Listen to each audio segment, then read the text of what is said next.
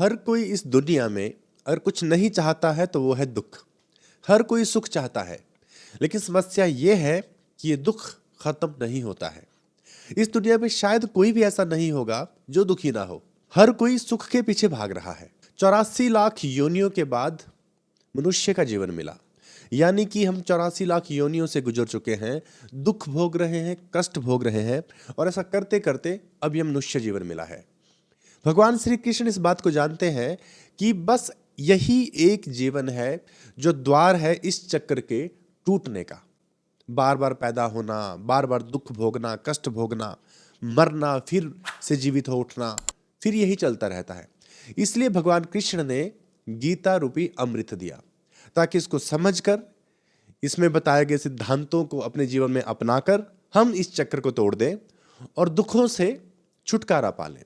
शायद मोक्ष हमारी समझ में ना आए, शायद किसी को लगे कि अरे भैया ये मोक्ष वोक्ष हमारे मतलब की चीज नहीं है, हमें तो अपने काम से मतलब है।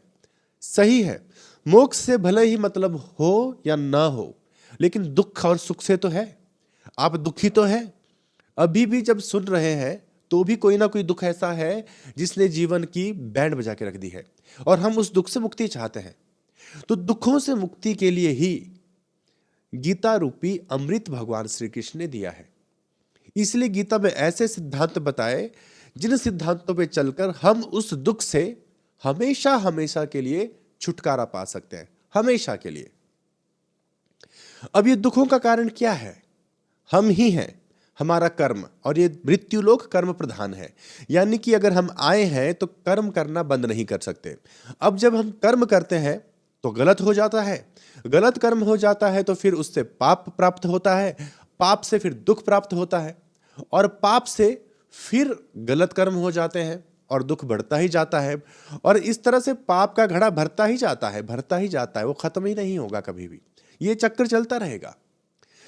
पाप से हम सब डरते हैं क्योंकि ये दुखों का कारण बनता है। अर्जुन भी इसी पाप से डर रहे थे, जैसा कि हमने पहले भी पढ़ा। युद्ध नहीं कर रहे थे कि पाप लग जाएगा, पाप से हर कोई डरता है। भगवान श्री कृष्ण ने गीता में इतना महत्वपूर्ण ज्ञान दिया, मुक्ति का मार्ग दिया। आज जिस श्लोक को हम पढ़ने जा रहे हैं, इसमें भगवान श्री कृष्ण मुक्ति की बात कर रहे हैं। मुक्ति, मोक्ष मतलब दुखों का अंत, सुख से भी बढ़कर जो है आनंद। जीवन का उद्देश्य क्या है? दुखों से मुक्ति, सुख की भी मुक्ति, यानी कि जो इस सब से बढ़कर है, जिसे कहते हैं आनंद, जो टेम्परेरी नहीं होता है, जो एक बार प्राप्त हो गया तो बस फिर वही स्टेट हमेशा बनी रहती है। सोचिए कितना अच्छा हो जहां दुख और सुख से भी बढ़कर कुछ है जो कभी खत्म नहीं होगा। इसी की बात भगवान श्री कृष्ण इस श्लोक में करते हैं। तो आपको बड़े ही ध्यान से इस श्लोक को समझना है और उसको अपने जीवन में उतारते चलना है। याद रखिए, 84 लाख योनियों के बाद एक मौका मिला। इसी मौके को ध्यान में रखते हुए भगवान श्री कृष्ण ने मानव जाति पर दया करके ये अमृत रूपी ज्ञान दिया है, क्योंकि वो भी दुखी हो गए थे कि 84 लाख योनियां हो गई, अब तो निकल जाएंगे कम से कम। तो चलिए झटपट पढ़ते हैं हमारे इस श्लोक को। नेहाभिक्रम नाशो अस्ति प्रत्यवायो न विद्यते स्वल्पम पयस्य धर्मस्य त्रायते महतो भयात्। अब इस श्लोक के पदों का अर्थ हम जल्दी से पहले समझ लेते हैं। सबसे पहले है नेहाभिक्रम नाशो अस्ति, न इह अभिक्रम नाशो अस्ति। ठीक है, ये इसका संधि विच्छेद हो जाएगा। न इह मतलब इस लोक में नहीं, अभिक्रम नाशो अस्ति आरंभ का नाश नहीं होता, इस लोक में इसके आरंभ का नाश नहीं होता। प्रत्यवायो मतलब उल्टा फल, आगे है न मतलब नहीं, विद्यते मतलब होता। अगली लाइन पहला पद स्वल्पम अपि अस्य, थोड़ा सा भी, जरा सा भी, धर्मस्य धर्म के, त्रायते रक्षा कर लेना, महतो महान, भयात भय से। भगवान श्री कृष्ण अर्जुन को समता के विषय में बता रहे हैं, समबुद्धि के विषय में बता रहे हैं। हमने पिछले श्लोक में भी इसके बारे में पढ़ा। कृष्ण अर्जुन को कहते हैं कि ये जो समबुद्धि है, अगर ये थोड़ी सी भी मिल जाए, यानी कि इसका थोड़ा सा भी अनुष्ठान हो जाए तो ये इस लोक में फिर समाप्त नहीं होती। यानी कि इसका आरंभ भी हो जाए, जरा सा भी अनुष्ठान हो जाए तो फिर वो समाप्त नहीं होता। इसको ऐसे समझ लीजिए कि मान लीजिए आपको 10 किलोमीटर यात्रा तय करनी है, आपने कुछ कदम चल लिए, तो जो कदम आपने चल लिए वो आपके हिस्से में आ गए, अब वो कभी भी खत्म नहीं होंगे। यानी कि जो फासला बचा है बस वही बचा है, जितना आपने तय कर लिया वो फिर हमेशा हमेशा के लिए तय कर लिया। यानी कि ये जो समता है, जो समबुद्धि है, अगर हमने थोड़ी सी भी प्राप्त कर ली, यानी कि हमने मन में इसको पाने का निश्चय भी कर लिया, हमने ये सोच लिया कि हमें हर स्थिति में समान रहना है, चाहे दुख आए चाहे सुख आए। यानी कि हमें ये जो धरती है इसमें जो हम काम कर रहे हैं, ये जो धरती की चीजें हैं, भौतिक वस्तुएं हैं, इनके साथ राग और द्वेष से मुक्त रहना है, इनके साथ लगाव नहीं करना है। अगर ये भी संकल्प हो जाए तो भी ये एक अचीवमेंट है जो कभी खत्म नहीं होती। समता का आरंभ हो गया और समता का आरंभ फिर कभी भी नष्ट नहीं होता है, क्योंकि सत्य की जो लालसा है वो भी सत्य है। कितनी बड़ी बात है ये कि अगर आप सत्य को जानने की लालसा भी कर लेते हैं, वो एक्टिंग नहीं हो सकती। हाँ, अगर कोई एक्टिंग कर रहा वो तो फिर अलग बात है, लेकिन अगर किसी के मन में सच में ही एक लालसा पैदा हो जाती है कि मुझे उस सत्य को जानना है, तो फिर वो प्रारंभ भी अगर हो गया वो भाव, तो फिर वो समाप्त नहीं होता। उससे चाहे जरा से भी समता मिल जाए तो भी वो सदा सदा के लिए फिर परमानेंट हो जाती है। क्योंकि समता क्या है, हमारा अपना जो वास्तविक स्वरूप है उसमें स्थित होना ही है। चाहे जरा सा ही हुआ हो कोई व्यक्ति, कोई प्राणी, तो भी वो सदा सदा के लिए फिर उतना तो परमानेंट हो जाता है। बाकी की यात्रा तय करनी है, लेकिन जितना मिल गया वो फिर आपका अपना हो गया। इस श्लोक का जो पद है जिसमें इह शब्द का इस्तेमाल हुआ, इसका मतलब है इस मनुष्य लोक में बात हो रही है मनुष्यों की, क्योंकि समता का जो अधिकारी है वो सिर्फ मनुष्य है। इसीलिए 84 लाख योनियों में मनुष्य योनि सबसे महत्वपूर्ण मानी जाती है, क्योंकि मनुष्य योनि को छोड़कर जितनी भी योनियां हैं वो सारे भोग योनियों में ही होते हैं, या उनको भोग योनियां कहा जाता है, जहां वो सिर्फ भोगते हैं अपने कर्मों को, चाहे वो पाप है या फिर पुण्य है, उनको भोग रहे हैं। चाहे कोई देवता है या फिर कोई पशु, कोई जीव जंतु, कोई पंछी, पेड़, वृक्ष, जितनी भी योनियां हैं ये सारी की सारी भोग योनियां हैं। यानी कि ये कर्म पे अधिकार नहीं रखते। और मनुष्य को ही अधिकार भी दिया गया है कि आप समबुद्धि को प्राप्त कर सकते हैं, यानी कि अपने उस रूप में स्थित हो सकते हैं, यानी कि जो वास्तविक स्वरूप है आत्मा। मनुष्य को छोड़कर और कोई भी योनि, देवता भी नहीं, अपने वास्तविक स्वरूप में स्थित हो सकते। मान लीजिए कोई बहुत अच्छे पुण्य कर्म करके इस मृत्यु लोक से जाता है और देवता बन जाता है। अब वो भोग रहा है, सुख भोग रहा है, लेकिन वो आत्म स्वरूप को प्राप्त नहीं कर सकता, क्योंकि उसके पास ऐसी सुविधा नहीं है। ये सुविधा केवल और केवल मनुष्य के लिए है।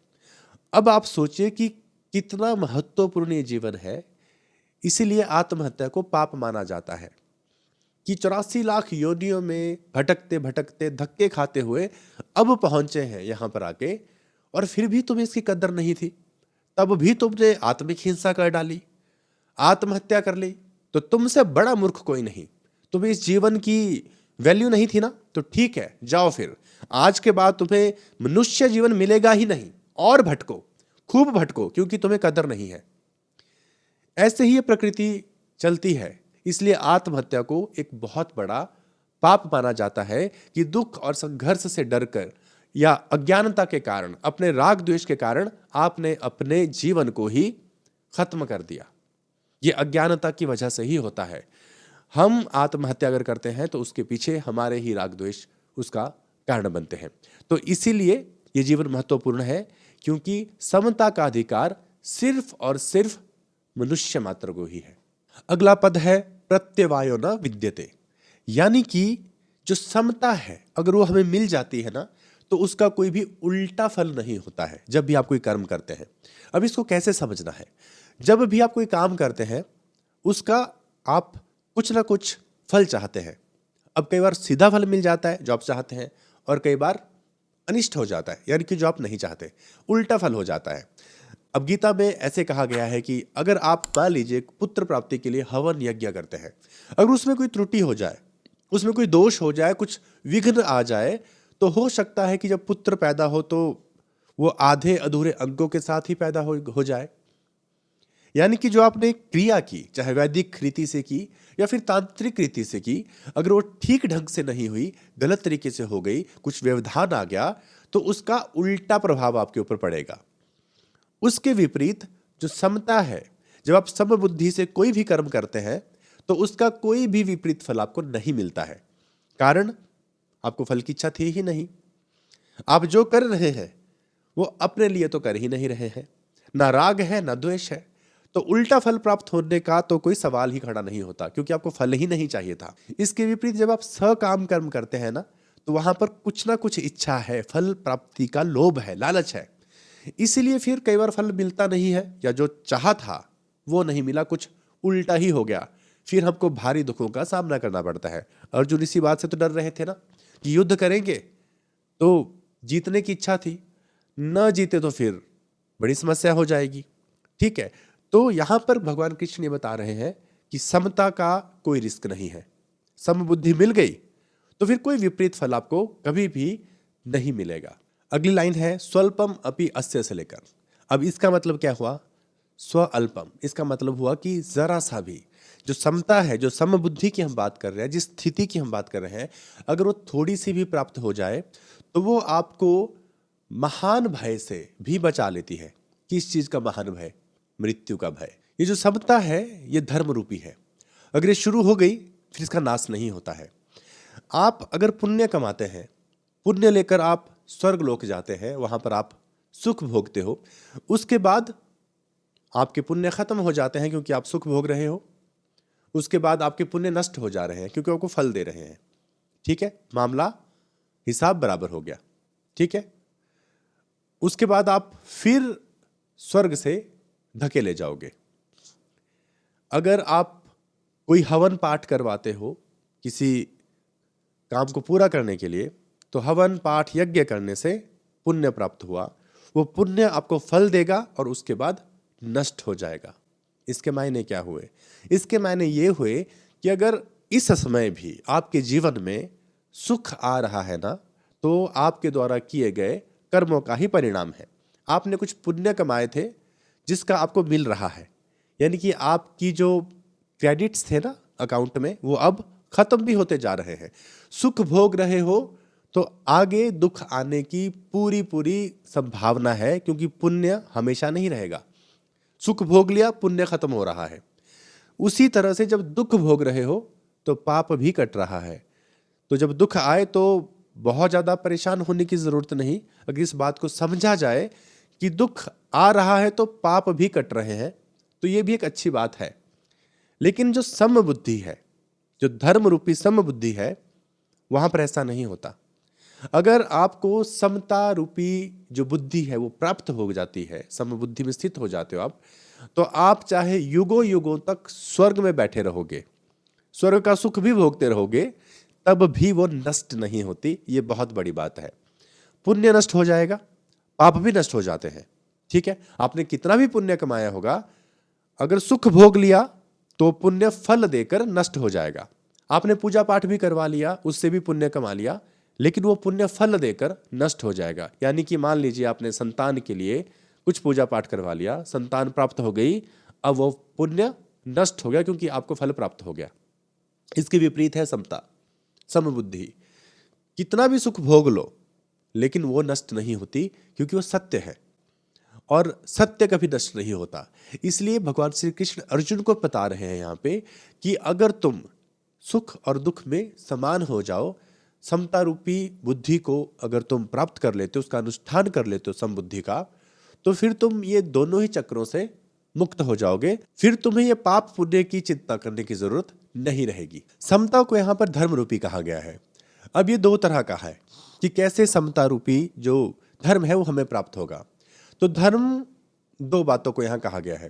एक तो हो गया कि आपने दान किया, दूसरा आपने सार्वजनिक स्थलों पर प्याऊ की व्यवस्था कर दी। प्याऊ मतलब पानी पीने का जो स्रोत होता है वैसा कुछ आपने वहाँ पे लगा दिया, या पानी पीने की व्यवस्था कर दी। ठीक है।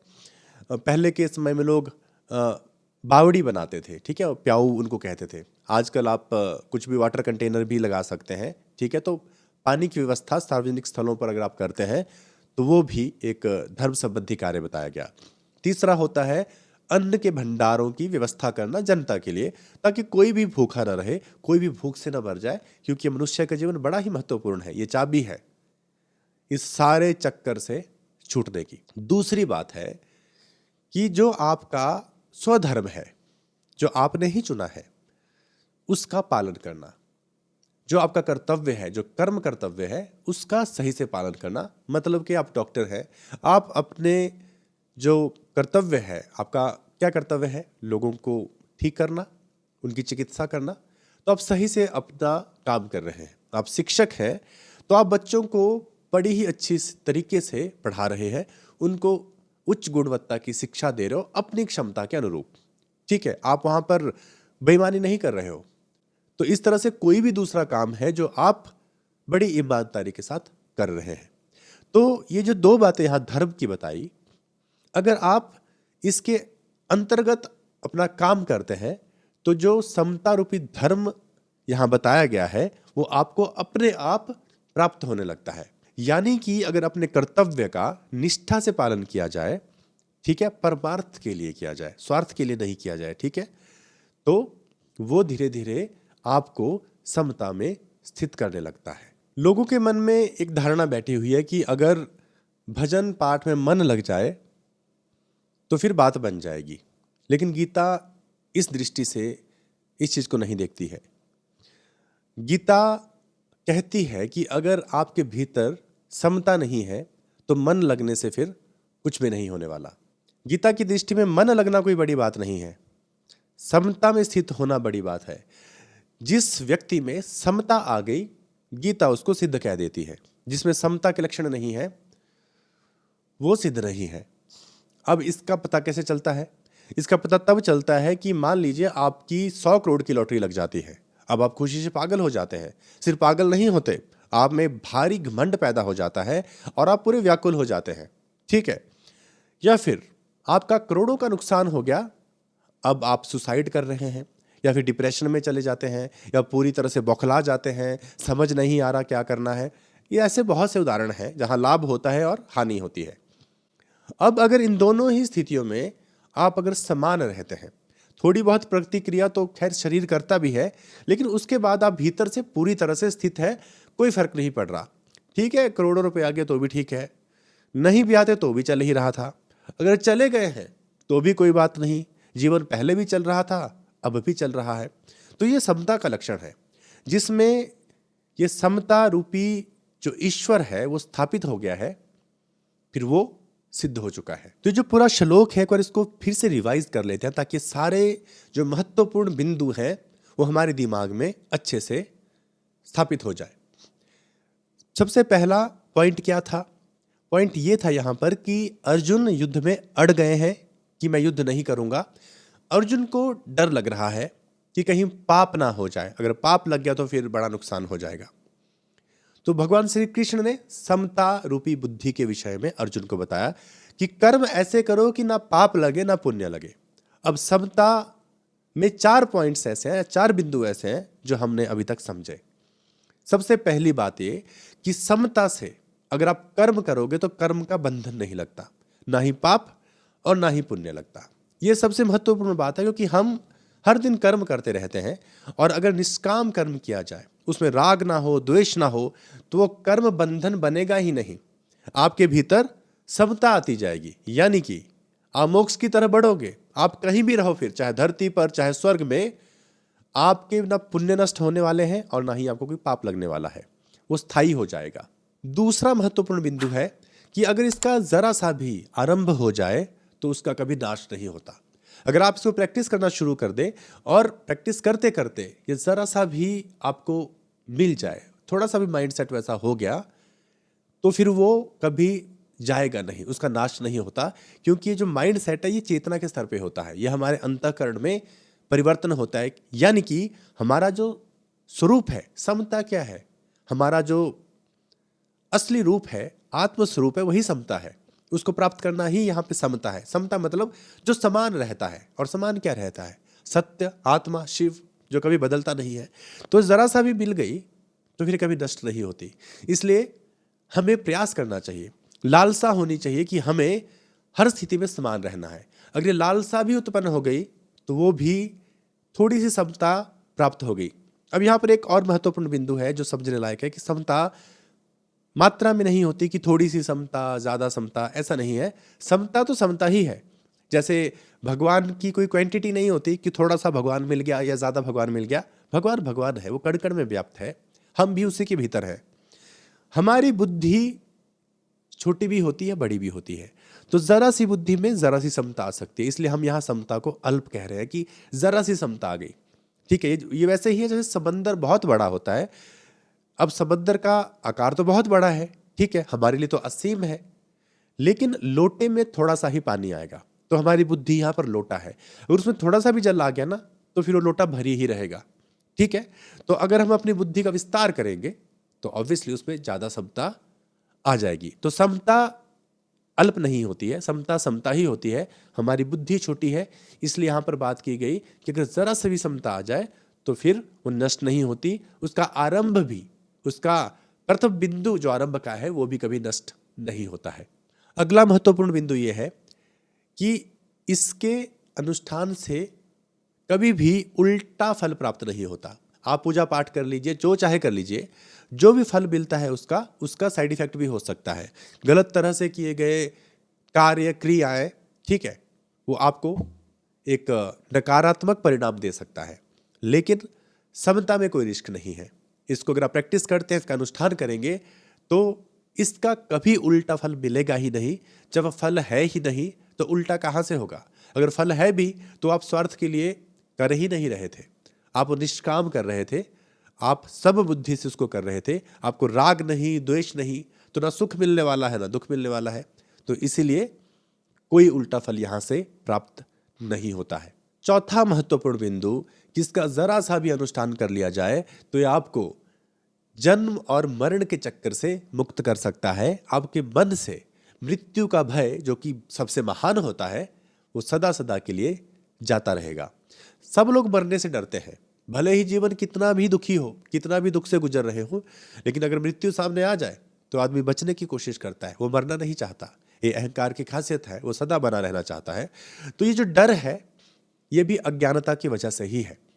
तो अगर थोड़ी सी भी समता आ जाए ना तो ये जो भय है, जो महान भय बताया गया है, इससे मनुष्य हमेशा हमेशा के लिए मुक्त हो जाता है। बड़ा ही महत्वपूर्ण श्लोक है ये, क्योंकि ये हमारे दैनिक जीवन से भी जुड़ा हुआ है। क्योंकि हर दिन हम कर्म करते रहते हैं, गलत कर्म होने से पाप लगता है, पाप से फिर दुख आता है, और दुख से फिर हम कुछ करने की कोशिश करते हैं, दुख दूर करने की कोशिश करते हैं, सुख के पीछे भागते हैं, सुख के पीछे भागते हैं, फिर कर्म करते हैं, फिर गलत होता है और फिर से हमें दुख मिलता है। यानी कि सुख की चाहत में हमें फिर दुख ही मिल रहा है।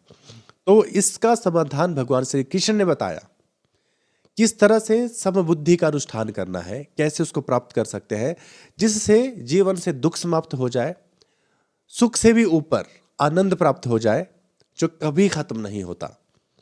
अब इससे बढ़कर भगवान क्या दे सकते थे मनुष्य मात्र को?